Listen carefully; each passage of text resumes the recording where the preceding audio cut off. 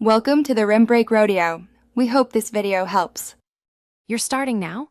Plug the Archer into power, then connect the modem's Ethernet to the router WAN port. Wait for the modem lights to stabilize. This ensures an internet link before configuration. Once done, join the router's default SSID shown on the device sticker, or plug an Ethernet cable from your laptop into a LAN port for a stable connection.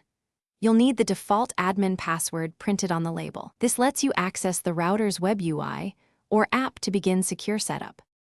You now log into the router's interface at 192.168.0.1 or TP-Link Wi-Fi. Net.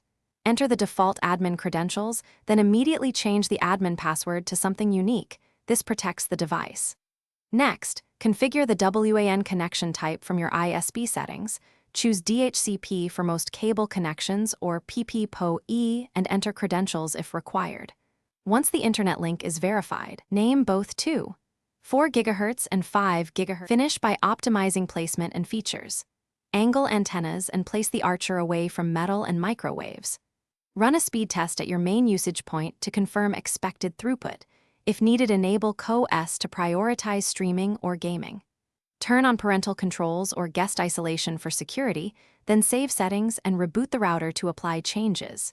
If Wi-Fi fails, one quick troubleshooting tip: reboot both modem and router. Then reconnect via Ethernet to check WAN status in the admin page. This resolves most link issues.